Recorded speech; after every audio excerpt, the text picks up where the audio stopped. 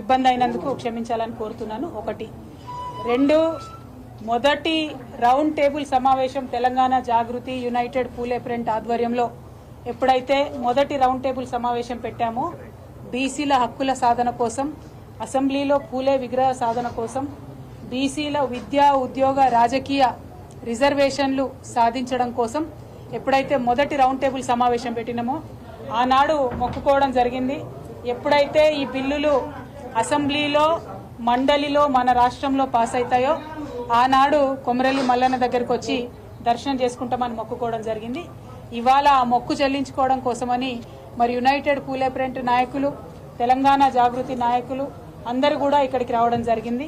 మరి BRS party నాయకులు రాష్ట్ర వ్యాప్తంగా ఈ బిల్లు సాధనలో వెన్నుదన్నుగా నిలిచినటువంటి వారందరూ కూడా మరి వచ్చి ఇక్కడ దర్శనం చేసుకోవడం జరిగింది. అదేవిధంగా స్థానిక జనగామ నియోజకవర్గానికి సంబంధించినటువంటి నాయకులు గౌరవనీయులు పెద్దలు ముత్తిరెడ్డి యాదగిరెడ్డి గారు, అట్లానే లోకల్గా ఉండేటటువంటి ప్రతి ఒక్క నాయకులందరికీ కూడా పేరు పేరున హృదయపూర్వకంగా నమస్కారాలు తెలియజేస్తా ఉన్నా. మీ అందరు కూడా ఈ సాధనలో సాయం చేసినందుకు మీకు నమస్కారాలు తెలియజేస్తున్నాం. ముందుగా ఇవాళ ప్రభుత్వాన్ని మేము కోరేది ఒకటే, ఫస్ట్ డిమాండ్ బహుజనులందరికీ కూడా ఈ భారతదేశంలో విముక్తి కలగాలని చెప్పి ప్రయత్నం చేసి బాబాసాహెబ్ అంబేద్కర్ గారికి కూడా స్ఫూర్తిదాయకంగా నిలిచినటువంటి మహనీయుడు జ్యోతిబా పూలే విగ్రహాన్ని ఎట్టి పరిస్థితుల్లో తెలంగాణ రాష్ట్ర అసెంబ్లీలో పెట్టాలనేటటువంటిది ప్రథమ డిమాండ్గా మేము ప్రభుత్వానికి తెలియజేస్తా ఉన్నాం.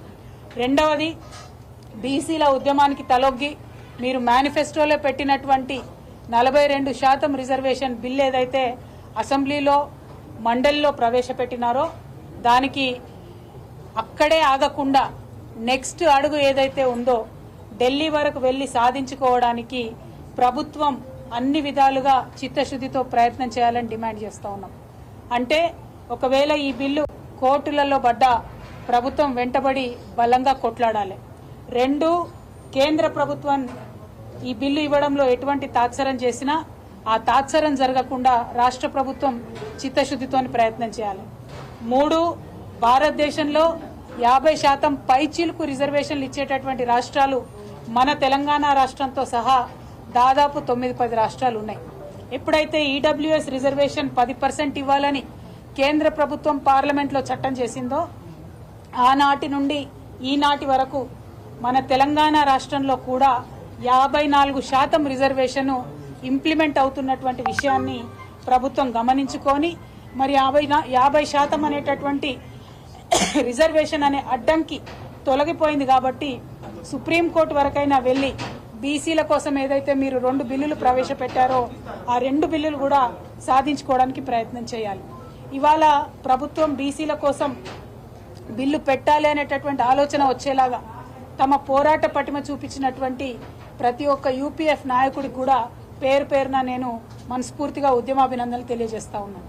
అదేవిధంగా తెలంగాణ జాగృతి నాయకులకి, అదేవిధంగా బీఆర్ఎస్ పార్టీ నాయకులకి, అదేవిధంగా రాష్ట్రంలో ఉన్నటువంటి అందరూ ప్రజాస్వామ్యాన్ని కాంక్షించే వారందరికీ కూడా మనస్ఫూర్తిగా నేను కృతజ్ఞతలు తెలియజేస్తా ఉన్నాను.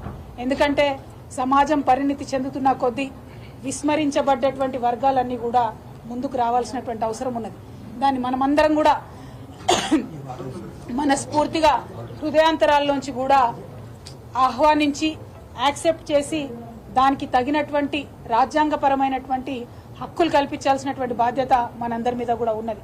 కాబట్టి బీసీ బిల్లు అంటే ఇది బీసీల లొల్లి కాదు.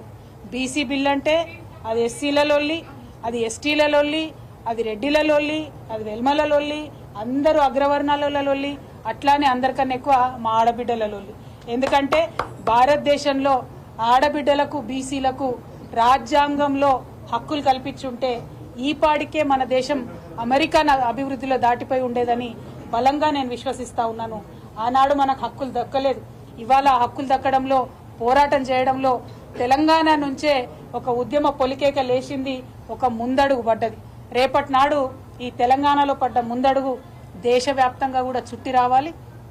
దేశవ్యాప్తంగా కూడా బీసీల హక్కుల కోసం మనందరం కూడా పోరాటం చేయాలి. మరి మల్లన్న స్వామి సన్నిధిలో ఈ మాట చెప్తా ఉన్నామంటే అది మామూలు విషయం కాదు. ఆ కొమరెల్లి మల్లన్న దయ ఉంటే ఏదైనా కూడా సాధించుకుంటాం.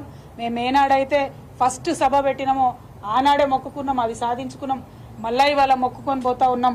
ఖచ్చితంగా దేశవ్యాప్తంగా ఉన్న బీసీలకు ఒక వేగు చుక్కలాగా తెలంగాణలో ప్రారంభమైన ఈ బీసీ ఉద్యమం తోవ చూపుతుంది.